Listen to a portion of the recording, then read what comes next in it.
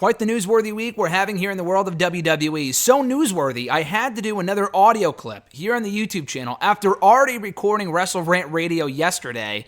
But all this news came out literally hours removed from when I put up the show on early Thursday morning. But I'm very happy to talk about it here on the channel. I am Graham GSM Matthews for Friday, September 27, 2019. Hope you guys are doing well. But yeah, a lot of stuff coming out of Thursday morning, including the all-new WWE Backstage studio show, airing on FS1 starting Tuesday, November 5th, hosted by Renee Young and Booker T. And then we have the all-new announce teams announced for Raw, SmackDown, and NXT, even though NXT will be remaining the same. More on that momentarily. And the return of a former WWE superstar, that being former IC champion John Morrison, better known as Johnny Impact, Johnny Nitro from years ago, Johnny Mundo from Lucha Underground, what have you. He's coming back to WWE, so a lot of exciting stuff coming out of Thursday morning that I don't want to wait to talk about until next week's Wrestle Rant Radio. But first and foremost, the studio show on FS1, WWE Backstage. This is hardly a surprise. I definitely would have waited to talk about this if this was the only thing coming out of Thursday morning. And hell, even after I record this, there's probably more stuff coming out that I will not get a chance to get to. But as long as I, discuss this stuff, that's really all that's important. But yeah, this show is hardly a surprise. It's been rumored for a while now that WWE was looking to add an all-new studio live show to their schedule on Tuesday nights. It's going to be a stacked week for WWE fans alone, not including Impact and AEW and everything else, because with the addition of this new show on Tuesday nights at 11 p.m., which will not be airing opposite of Impact, which is cool because I do like to watch Impact live, that'll be airing 8 p.m. on Access TV on Tuesday nights. And then this new studio show called WWE Backstage will be airing at 11 p.m. on Tuesday nights, which is a little late. The only show that would air that late that I would watch would be Straight Up Steve Austin, and that would follow, immediately after Raw, so it would be fine. But still, that's a little late for me. It will be an hour long, will not be ending until midnight, so I'll likely check it out on Wednesday. I will likely, obviously, watch it and, check it out, maybe give my thoughts on it, either on Network and Chill or I'm not sure, either talk about it in the Network and Chill or on Wrestle Rant Radio, what have you. But like I said earlier, it will be hosted by Renee Young and Booker T. Renee Young is absolutely perfect for that role. She always has been much better in a host role, as an interviewer, as a panelist, an analyst, whatever. She's always really thrived at that type of stuff. The commentary thing never really seemed like it was for her. I thought it was great they gave her a chance to shine on Monday nights on the commentary team for the past year. After a while, though, when she didn't really improve, I thought it would be a smarter idea to find a different role for her on the show, and it seems like they finally found that in WWE Backstage. So very excited for that. No idea what they will be covering. If it's anything like Talking Smack, which I don't know if it will be, it should be a great show. It will be live, though. Booker T. It's weird they're putting Booker T in that spot and not someone like a Tom Phillips or Byron Saxton, who, coming out of the commentary changes for Raw, SmackDown, and NXT, have no spot on any one of those main shows. I guess they could be bumped to 205 Live, but WWE made no mention of what's going on with 205 Live and its future, so I doubt they're going down to 205 Live. I think Sean Ross Sapp actually reported the other day from Fightful.com that Tom Phillips might be taking up more of a backstage role in WWE as a producer, which could mean fucking anything, obviously. So I don't think he's going to end up on Backstage Pass or whatever, WWE Backstage as they're calling it. But anyway, I think Booker T's a fine, person for that spot as well. He's been doing this type of stuff with the company for years as an analyst for the pre-shows and stuff like that. He was never great on commentary. Booker T's commentary was atrocious. I love that he's back with WWE, but as a commentator, that was never the greatest spot for him. But he should do well alongside Renee Young. Again, I'm not sure how much of this will be a shoot, how much they will be covering. It's obviously a day removed from Raw, so they'll likely recap Raw, preview SmackDown, NXT, cover stuff like the commentary changes, as we're going to be discussing here today, people re-signing, maybe people leaving. Again, I'm not sure how much of this. They said, Renee Young in the press release for WWE.com had said, we'll be talking all about wrestling. This is a hardcore show for the hardcore wrestling fans, blah, blah, blah. Or it's a wrestling show for the hardcore wrestling fans. I'm like, wow, that's very interesting, wording to use in a WWE.com article. Because that W word, wrestling, is not very looked highly upon in WWE between all the people that don't use it and the fact that they always say, oh, sports entertainment. Like, wrestling is not a very common word to use in WWE, verbiage, vocabulary, whatever, when it comes to this type of stuff. But they said that in the press, really. So it will be interesting to see how the show is treated. It could be a bust. Who knows? But like I said, they're going to have a show every single day of the fucking week between Raw on Mondays, this WWE Backstage show at 11 on Tuesday nights. They're going to have on Wednesdays NXT, Thursday NXT UK, Thursday afternoons, that is, at least Eastern time, and then Friday SmackDown, and then the occasional pay-per-views on Sundays. So that's not even counting, like I said earlier, Impact, Ring of Honor, New Japan, AEW, and all the other shows that air throughout the week on Access and all the other platforms and stuff like that. So it's going to be a very exciting time to be a wrestling fan. You really got to pick and choose what shows you want to watch because there's not enough time in the fucking day to watch all the shows that WWE alone and all the other companies will be producing come the month of October. But that doesn't debut till November 5th to be exact. I think they're airing a special preview show, I had read in that press release, on Tuesday, I want to say Tuesday, October 15th, if I'm not mistaken. Some Tuesday in mid-October. So keep an eye out for that. Very exciting stuff. The commentary changes. So for the commentary teams moving forward, the teams will look like the following. NXT will be remaining the same with Mauro Ranallo, Nigel McGuinness, and Beth Phoenix, which I like. They probably don't need Beth on there. It's cool that they have her back in a regular role on the programming, but she's all right at best. She's not terrible, but she's also not needed. A lot like Percy Watson, who was fine behind the commentary desk, but was never really a necessity on those shows. Really, all they need is Mauro and Nigel, and they're set. But anyway, because I know there was a rumor at one point they might be bringing back two-person announce booths, which is absolutely for the best. And it looks like for SmackDown, they will be doing that, as SmackDown will be called by Michael Cole, who called SmackDown home for the first, 10 years, from 99 to 2008 before he was moved to Raw, and he's been the voice of Raw ever since.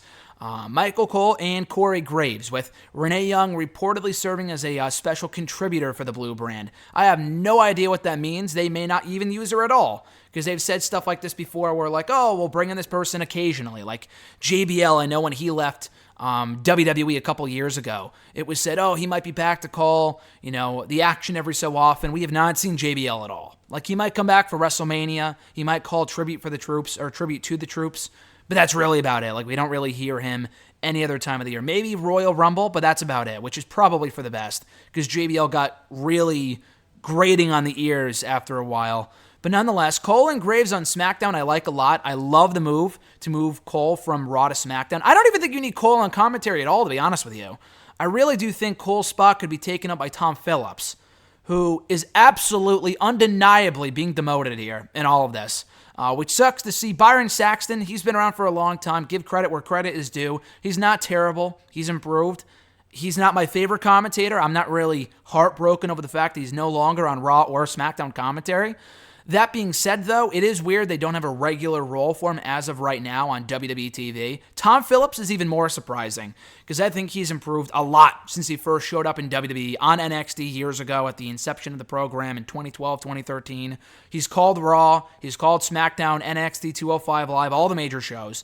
And it's really a shame to see him not on SmackDown or Raw. I do think he can be the voice of SmackDown with Corey. They have great chemistry from their NXT days. There's no real need to have Michael Cole around as much as he has been for the past, couple of years now. Michael Cole is far from terrible, don't get me wrong.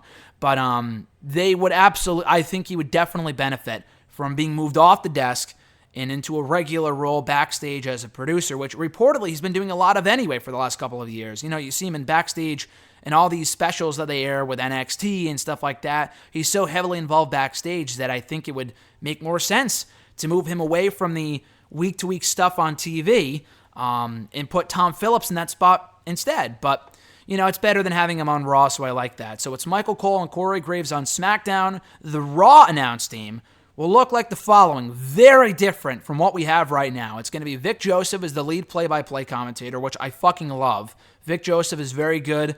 He's one of those guys that can absolutely take the reins of lead commentator after Michael Cole's officially retired. He's really good on 205 Live and NXT UK and shows like that.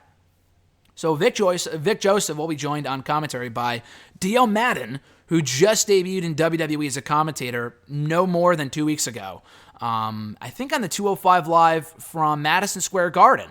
And then he was on Main Event the following week, or that same week, and same for the following week. And yeah, here we are. Dio Madden is now the new commentator for Monday Night Raw. Vic Joseph and Dio Madden both.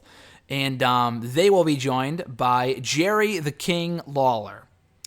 Okay. Jerry Lawler does not need to be a regular on commentary in 2019. Now, if they said that he would be a special contributor, a lot like Renee Young will be to SmackDown, I'd be fine with that, to be honest with you. I think Lawler is good at the pre-show panel stuff. If they want to keep him around, whatever. There was a point a couple years ago where, he wasn't even on the show at all because his contract expired, I believe, in 2016, 2017. They booted him from commentary entirely going into the draft. He wasn't on any show. I think he was on the pre-show panels, and then he was on nothing for a long time.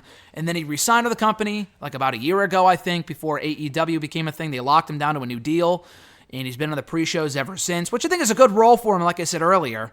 But again, it's not needed. Jerry Lawler was terrible on commentary those last couple years that he was. Granted, his SmackDown run with Mauro Ranallo was very underrated back in 2016 when he and Mauro called the action, and Jerry Lawler was a heel. I thought that was great.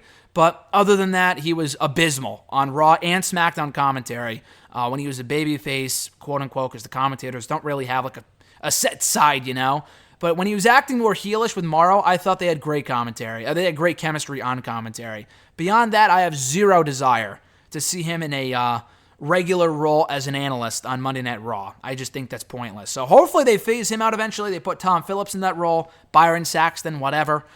Joseph and Madden, though, that's a duo I can get behind. Madden, it remains to be seen how good he'll be in the future. But as of right now, it's been only 2 weeks. But from what I've seen, the guy has potential. He's solid. He's good. He's skilled behind the booth.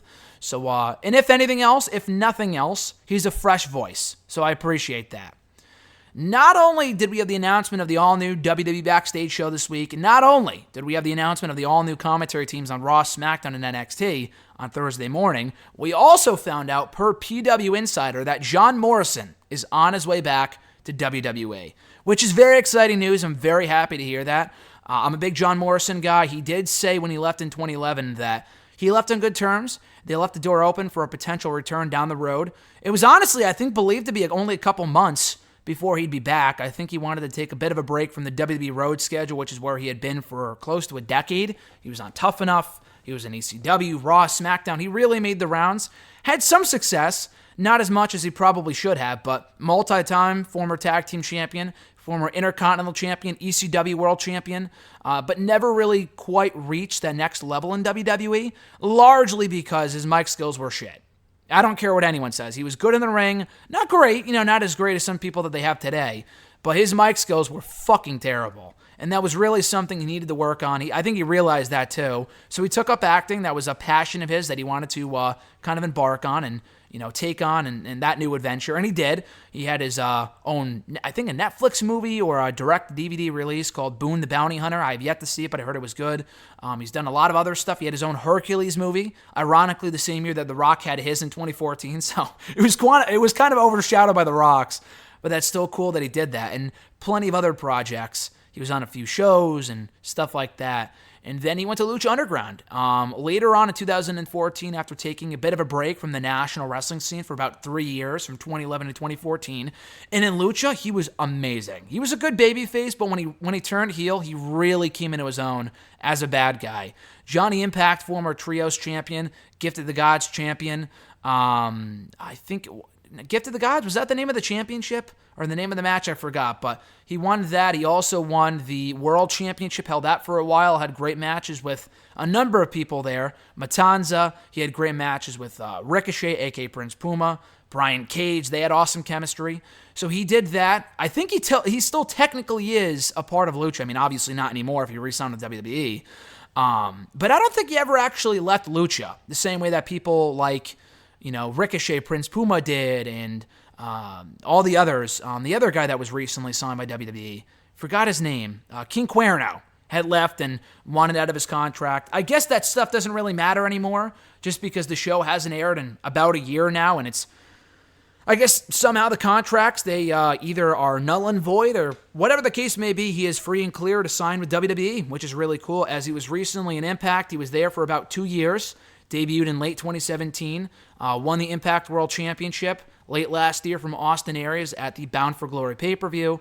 I don't think he ever held the X Division Championship, but he had a good thing going with, obviously, his wife, Ty Valkyrie. He recently wrapped up his run with a great match with Rich Swann back at Slammiversary, losing to him at that pay-per-view over the X Division Championship. Good match there. He's had great matches with Aries, Brian Cage, and a number of others as well. So very happy to see him back in WWE. I am very interested to see what they do with him.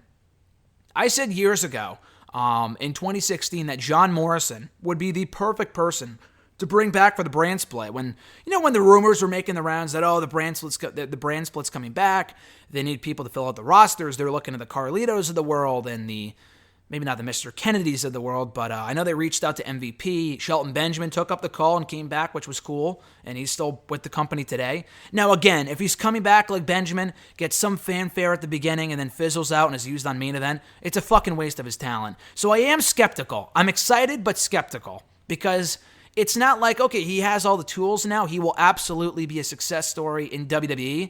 Not necessarily the case. I mean, Benjamin, great hand to have in the ring. Not to say he should be world champion right now, but they could be doing a hell of a lot more with Benjamin than they are currently.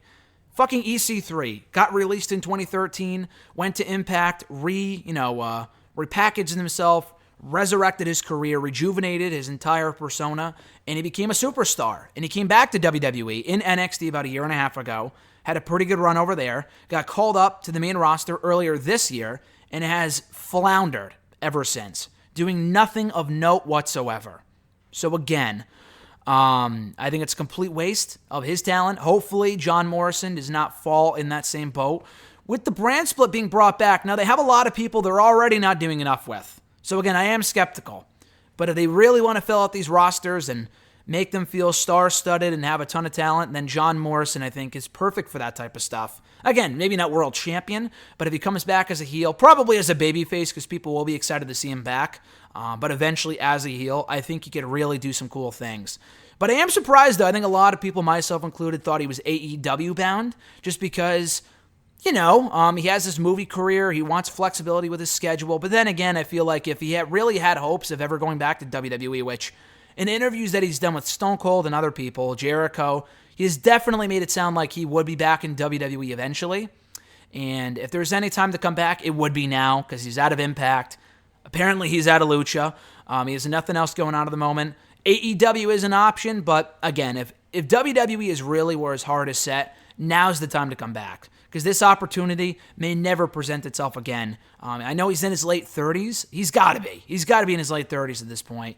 So it's now or never, and I'm glad he's coming back to WWE. So we'll see what they do with him. I am, again, skeptical that they will use him properly, because there's a lot of people they're not doing jack shit with right now, like Buddy Murphy, Apollo Crews, Andrade to a certain extent, Shelton Benjamin, EC3, the list goes on and on and on. Aleister Black hasn't been on the fucking show in weeks, so again, we'll see after the draft where Morrison will end up and what becomes of his future in the company and if they'll use him right this time around. Because he never quite lived up to his full potential in WWE originally.